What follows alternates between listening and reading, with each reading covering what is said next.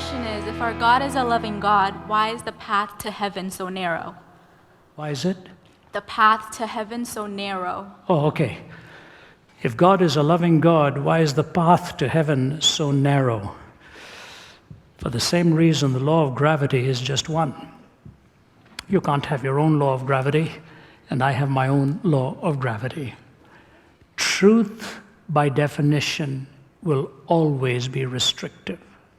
If the alternative is taken, that you do not have any restriction to truth, then there's no real distinction between truth and error. Truth will always have its boundaries. But I realize what you're saying beyond that. Your question is really not that whether truth has its boundaries, but why are the boundaries not including so many others who may try so hard and work so hard within their own consciences and so on? So I would just say this to you. Whenever you get a legitimate currency, there will always be those who try to come up with a counterfeit currency. The fascinating thing to me is it is really not narrow. To me, it is so merciful that it would be narrow if I were told how many laws I had to obey in order to get there, how many events I had to observe in order to get there, how much money I had to give in order to get there, what I had to do to break out of a caste system, to climb the ladder. That to me would be narrow. If you take, for example, the pantheistic worldview and the caste system today, where you can do nothing to change why you are born this way. Your karmic debt has to be paid and has to be paid and has to be paid. That's narrow. You cannot break free from the shackles of the caste of your birth. The Islamic worldview, to me, is very narrow. You have to observe the 5 pillars. You have to pray in this direction. You have to give that much. You have to obey, say the creed and the shahada and all. And you have to do the fast of Ramadan. And if you possibly can, you've got. Those are very narrow restrictions. To me, when the Lord Jesus says, if anyone comes unto me, I will in no wise cast him out. I don't see that as narrow. I see that as all of a sudden opening the floodgate, the gates of heaven, so that anyone who calls unto him can receive his forgiveness. The narrowness lies in the fact that I cannot manufacture my own truth. God is one.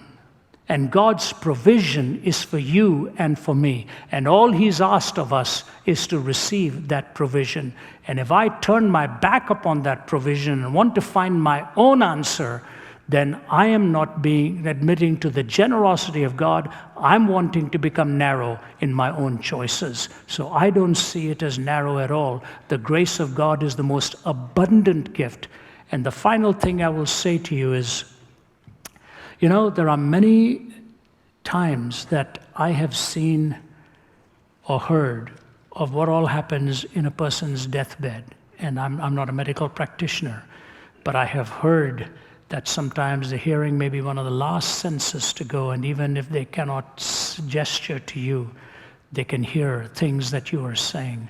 My wife and her sister are here, and his daughters were at his bedside. Their father, when he died at the age of 85, his daughters were at his bedside, and his wife of 60-some years. He was a great man, one of the greatest men I've ever known, always lived by the book, as it were. But in the days before he died, he was struggling because it all happened so suddenly. It came as a shock to him. He was so healthy, developed some back pain, and thought it was from moving some bookshelves, found out there was cancer, I think, in the kidney or something, and ultimately, I think within a matter of a few weeks, he was gone. But he was silent for some protracted period of time. But his last 2 statements, where he looked to the heavens and he said, amazing, that's just amazing. And then he looked at his wife and said, Jean, I love you, and he was gone. Coming out of silence, what glimpse was given to him? I'm waiting for that day. and then to be able to honor your trust and say, I love you. So sometimes people in their silence, even on their deathbed, you and I never know what's going on between God and them. And we leave that in the hands of the living God. He knows how to deal even with a person who cannot speak to you or me. He can speak to them. So take that in your heart. Thank you. Okay.